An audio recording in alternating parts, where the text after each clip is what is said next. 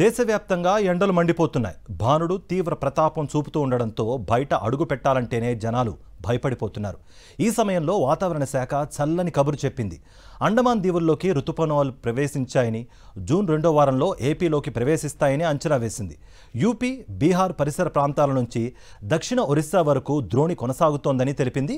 దీని ప్రభావంతో రానున్న వారం రోజుల పాటు ఏపీలో తేలికపాటి నుంచి మోస్తారు వర్షాలు కురుస్తాయనంటున్న విశాఖ వాతావరణ కేంద్రం అధికారి జగన్నాథ్ కుమార్తో మా ప్రతినిధి అనిల్ మరింత సమాచారం అందిస్తారు.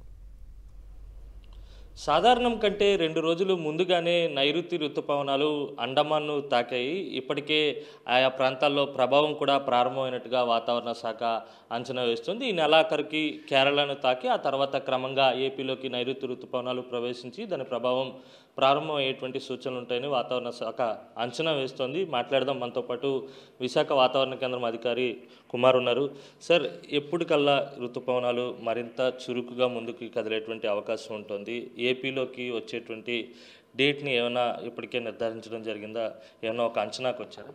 ఒకటి, లాంగ్ రేంజ్ ఫోర్కాస్ట్ అనే వ్యవస్థ ద్వారా ఆల్రెడీ మే ఆఖరి వారానికి దరిదాపుల్లో చేరే అవకాశం ఉందని నిర్దేశించడం జరిగింది. అయితే ఇవి చేసే ముందు మే 15 తర్వాత పరిస్థితులు ఎంతవరకు అనుకూలంగా ఉన్నాయో అబ్జర్వ్ చేసిన తర్వాత మాత్రమే చెప్పడం జరుగుతుంది. ఈరోజు ఐఎండీ చెప్పిన విధంగానే మే 13వ తేదీన అండమాన్ పరిసర ప్రాంతాల్లో ఋతుపవనాల యొక్క ఆగమనాన్ని మేము ముందుగానే ఫోర్సీ చేశాము.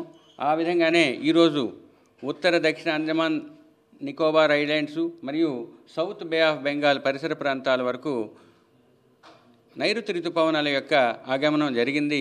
ఇక నుంచి అది ప్రోగ్రెసివ్గా ముందుకు కదులుతూ రాబోయే 3-4 రోజుల్లో మధ్య బంగాళాఖాతం వరకు చేరుకునే అవకాశం ఉంది. తదుపరి అది క్రమంగా చురుగ్గా కదిలినట్లయితే కేరళ తీరాన్ని తాకిన తరువాత నార్త్ వర్డ్ లేదా ఉత్తర దిశలో పయనించి ఆంధ్రప్రదేశ్కి తదుపరి మిగతా దేశంలోని మిగతా ప్రాంతాలకు విస్తరిస్తుంది. ఇది మాన్సూన్ యొక్క సాధారణ గమనం. అంటే సాధారణంగా వాతావరణ పరిస్థితులు సాధారణ కదలిక ఉంటే కనుక ఎప్పటిలోపు ఏపీలోకి రుతుపవనాలు ఎంటర్ అయ్యే అవకాశం ఉంటుంది? ఈసారి ఏమైనా advance June first and second week మధ్యలో జరుగుతుంది. ఇప్పుడు కూడా పరిస్థితులు దానికి దగ్గరలోనే ఉన్నాయి. ప్రస్తుతానికి ఉన్నవి సంవహన వర్షపాతాలు. అవే ఇంకొక వారం రోజులు కొనసాగే అవకాశం కనిపిస్తుంది. తరువాత ఈస్ట్ ఉత్తరప్రదేశ్ దానికి అనుకున్న బీహార్ పరిసర ప్రాంతాల్లో 0.9 కిలోమీటర్ల ఎత్తులో ఒక ఉపరితల ఆవర్తనం ఉన్నది. ఈ ఉపరితల ఆవర్తనం నుంచి ఒక ఉపరితల ద్రోణి 0.9 కిలోమీటర్ల ఎత్తులోనే సౌత్ ఒరిస్సా వరకు విస్తరించి ఉన్నది. దీని ప్రభావంతోనూ ఉన్న అనుకూల సంవహన పరిస్థితుల వలన రాష్ట్రంలో ఉత్తర దక్షిణ కోస్తా జిల్లాల్లో రాబోయే వారం రోజులు కూడా ఉరుములు మెరుపులతో కూడిన సంవహన వర్షపాతాలకు అవకాశం ఉంది.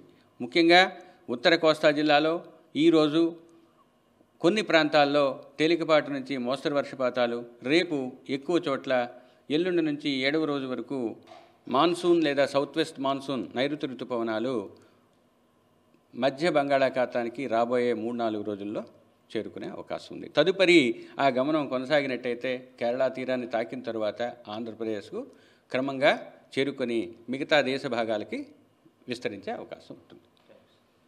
ఇది మొత్తం మీద ఋతుపవనాల కదలిక అనేది చాలా చురుకుగా ఉంది. అనుకూలమైనటువంటి వాతావరణం కూడా ఉన్నటువంటి పరిస్థితి.